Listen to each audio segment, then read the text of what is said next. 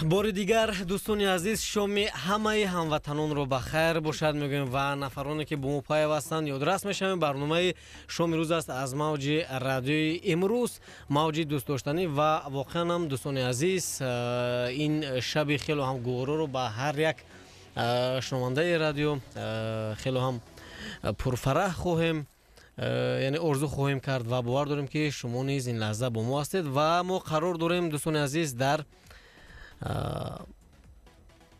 бахши меҳмон ва меҳмони барномаи имрӯзаи мо ҳастанд Сарвиноз Юсуфӣ ки маротиба дигар қарсакҳоро ба ифтихорашон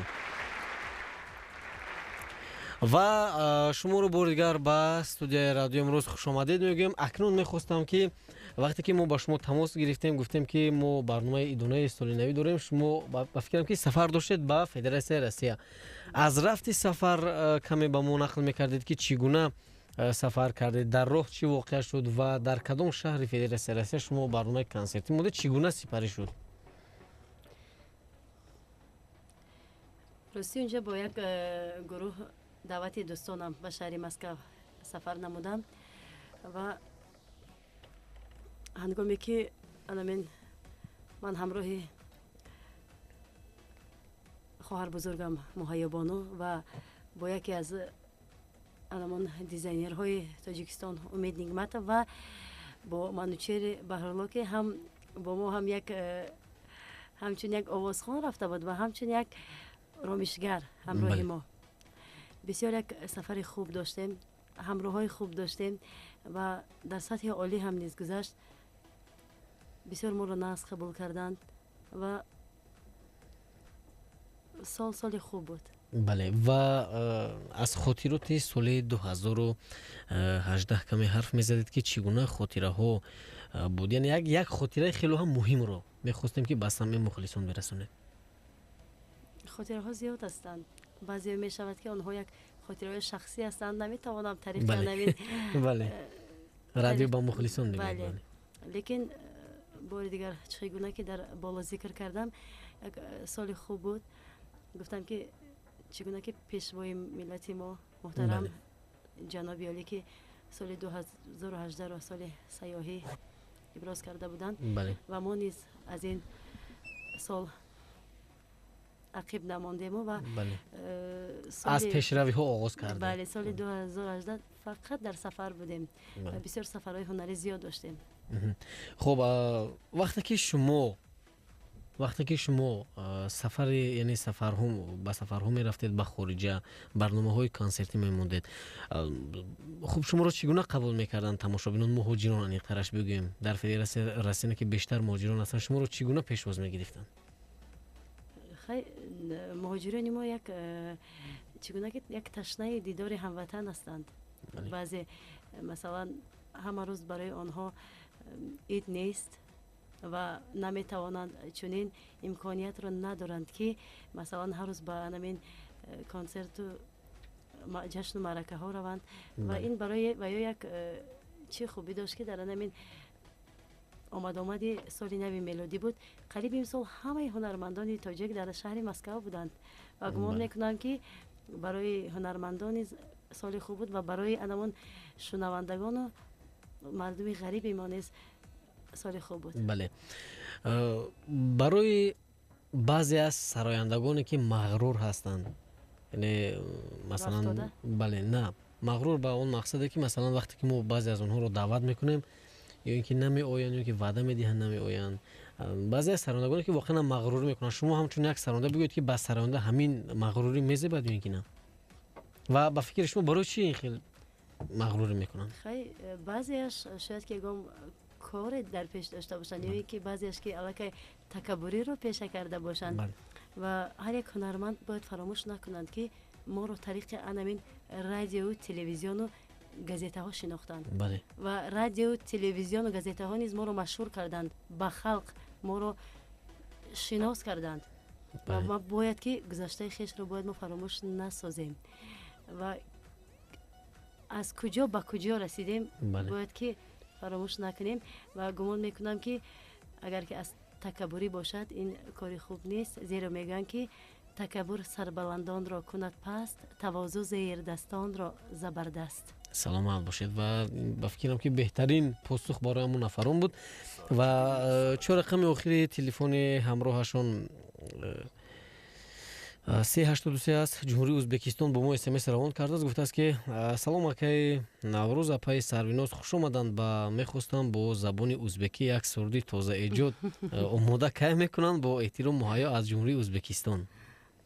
албатта ки мо як бисёр як мамлакати озод ҳастем ва дӯст ҳастем, ҳамсоя ҳастем бо Ӯзбекистон.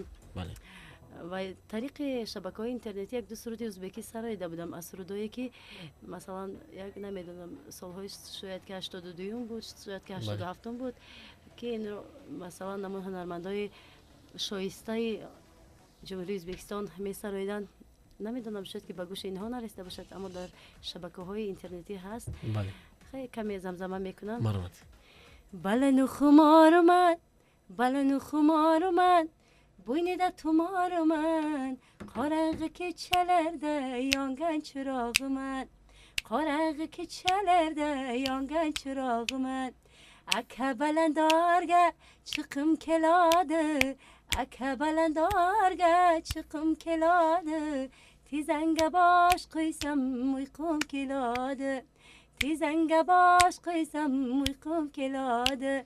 Tezimga uygani ayni namoz shom, tezimga uygani ayni namoz shom, namoz shom tushganga uyqum parishon, namoz shom tushganga uyqum parishon. Balani xumoriman, bo'ynida tumoriman, balani xumoriman, bo'ynida tumoriman, ey qorong'i kechalarda yongan chirog'iman, qorong'i kechalarda yongan chirog'iman. саломат бошед, ҳамин намози шомашро фаҳмидам. дигарашро нафаҳмидам. хуб бошад, беҳтарин суруд буд ва биёед мегузорем боз ба зангҳои телефонӣ. Як нафар дар хати алоқа аст. Салом алейкум. Салом алейкум ака Наврӯз. Салом алейкум. мо меҳмони шуморо хушомадед мегум. Беҳрӯз ҳастам аз Новияи Рӯдакӣ. саломат бошед беҳрӯз, хуш омадед. мо ҳамин апаи Сарвинозро гуфтанӣ дорем. рӯзи 21 март ба Федератсияи Россия даъват мемал бошад ки не? 21 март? 21 март.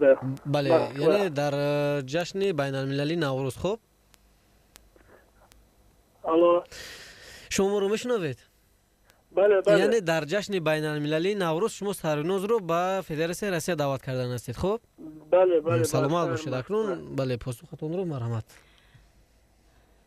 албатта ки чаро не, агар ки насиб бошаду нону оби анамон шаҳри Москав Россия кашида бошад, албатта меравем. бале, ва беҳтарин аст таклифро қабул кардан худаш аллакай як албатта таваҷҷӯҳ нисбат ба мухлисон аст. Салом алейкум. салом алейкум Наврӯзҷон, шаб бахайр бошад. Мурод ҳастам. ман шинохтам Мурод. Салом алейкум, марҳамат. шумо низ бахайр бошад, марҳамат.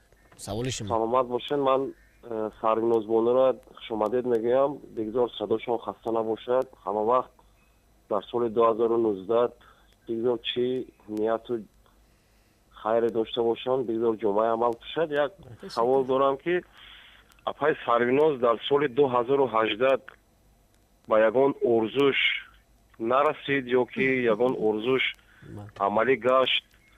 ба соли 2019 ягон консерт дорад? боқӣ қалами буро таманно дорам. ташаккури зиёд. мо орзу мекунем ки қалами шумо ҳам доим тез бошад. саломат бошед бародари азиз. дар соли 2018 рости чӣ орзуе ки кардагиам, ба орзуям расидагиам. бале, агар он орзуе ки мисол амалӣ нагашт, ин ба хости Аллоҳи бузург буд ки шояд ки ягон хатар дошт бале. ва ба ҳамаш ман шукргузор ҳастам. яъне ҳамон ҳар орзуе ки амалӣ мешавад ё ин ки на, бевосита сабабгораш худи ҳамон нафар аст. яъне агар талош заҳмат бошад, мисли шумо, воқеан ҳам ба ҳадафҳо мерасад. хуб, мисли нафароне ки агар дар як сол як суруд месароянд, баъдан менишинанд дар як ҷо, ин ба фикрам ки ягон масалан санъат ин қурбонӣ металабад. бале, бисёр як роҳи душвор аст. баъзе ҷавонҳое ҳастанд ки راهی صنعت رو در نیمه راه میگذارند میروند. بله زیرا که آسان نیست. گمان میکنند که هنرمند شدن آسان است. بله میتوانند که هنرمندی کوچکی باشند، اما هنرمندی که در دل کل مردم مخلصان رو بله. مردم جا گرفته هر کس نمیتواند. واقعا و اینجا بازم یک چند اسمس دیگر با ما رسید. 2205 رقم خیر تلفن امروز گفته است که سلام سرویناز بانو شما شوهر دارید گفته است.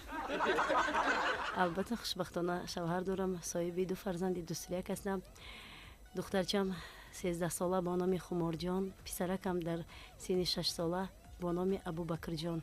بله سلامت باشید و باور داریم که فرزندان از این یک رشته حیات شما هستند و البته. یعنی در برابر اونی که اگر کس به شما رو انتخاب کنن با فکرم که شما زید هستید نه زید هستم. نیست زید هستید نمیخواهم، زیرا که در ما هنرمند رو بسیار یک به هر یک فکرهای بد بله قبول میسازند و بهتر میشد که فرزندانم راه ما رو پیشه نمیکردند و در دل فرزندانم هم نیست این راه پیشه کردن.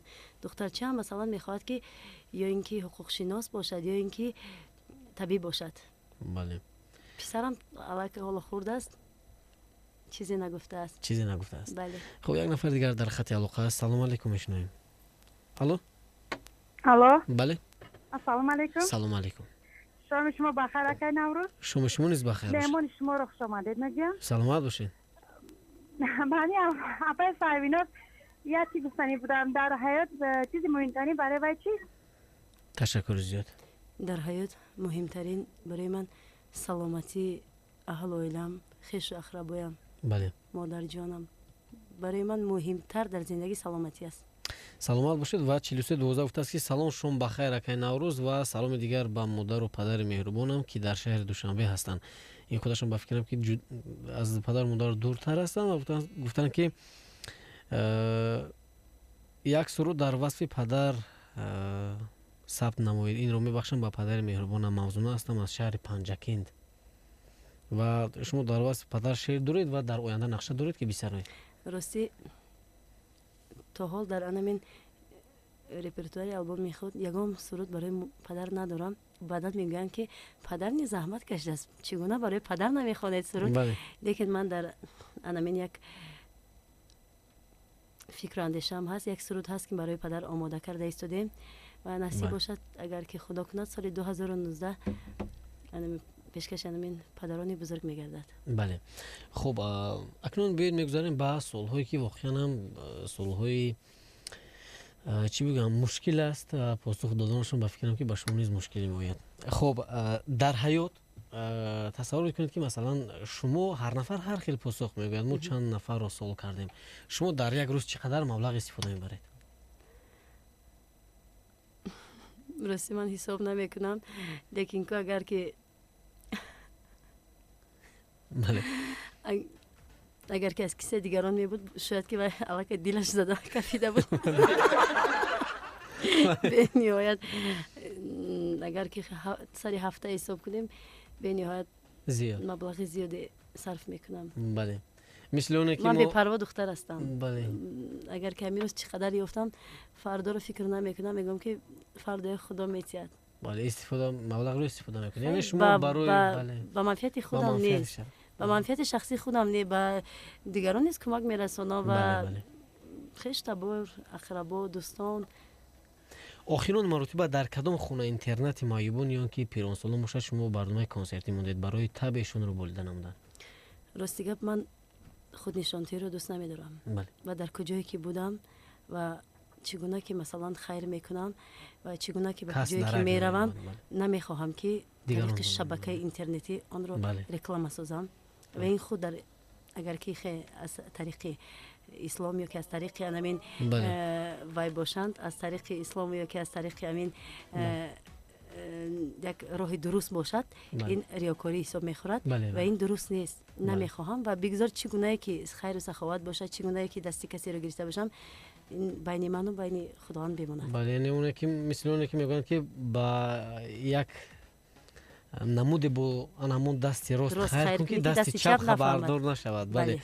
و مثل همونه که شما به سوال ما چون این پاسخ گفتید که در یک روز چقدر مبلغ استفاده میبرید، ما یک نظر پرسی گذرانده بودیم بین پیران سالان گفتیم که شما در یک روز تقریبا چند لیتر آب استفاده میبرید. بعد یک نفر رو سوال کردیم که شما در یک روز چند لیتر آب استفاده میبرید. گفت من آب استفاده نمیبریم. ما حیران شدیم که برای چی. گفتیم شما چی استفاده میبرید؟ ما فقط چای. سلام باشید. و این سوال باور کنید برای من هم خنده آور بود و هم سوال عجیب بود که این پاسخ عجیب بود که چگونه مثلا این نفر همین گونه یک پیشنهاد کرد. و سوال دیگر این است که با کدومی از سرایندگان جمهوری تاجیکستان شما چی بگم اکنون خوب نیستید، یعنی انیخترش همکاری ندارید عموما؟ خیلی هنرمندای ما بسیار هستند. دیگه من گمان میکنم که هر یک هنرمند یک از بین می هنرمندا یک دوستی خودش دارد. بله. از شما از بین هنرمندا کی است دوستی شما؟ من بیشتر همراهی همین اپای محیبانو بسیارتر به کجایی که رویم یک جا هستیم. بعدن از هنرمندان همش قریب احترام میکنم و سروداش گوش میکنم. و از همین هنرمندایی که مثلا شادروان ها گذشته ها باشد یا اینکه هنرمندای شایسته باشد خلقی باشد گوش میکنم و یک چیزی برای خود میآموزم. لیکن با کسی یگام جنگ و جدال هم ندارم، زید هم نیستم. هر کس راهی خودش دارد، مخلصی خودش دارد. و بیشتر با همین یکی از دوستانم زینورا پولودوا بله بیشتر دوستی دارم. و شما تو این دم از کی سخنی بدترین شنیدید که تا حال بخشیده نمیتوانید؟ مثلا از یگان نزدیکان باشد، از یگان همکس باشد. من کینه به دل نمیگیرم. راستی من نمیدونم کسی که به من سخنی بد میگوید من آن را به دل نمیگیرم. بعد از یک روز دو روز الکی فراموش میسازم.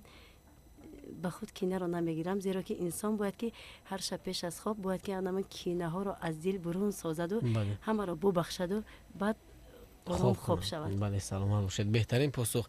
و همون ترانه‌ای که واقعا هم با شنوندگان دومی رادیو امروز سورپریز است و بعد همون ترانه رو میشنویم. این ترانه عاشق شدم. خب اگر خوب میشد که 4 مصرعش رو زمزمه میکردید و این ترانه رو پخش میکردیم. با منیمی نگاهی سرد عاشق شدم، دیگر چاره ندارم ولا کشت زیغ شدم.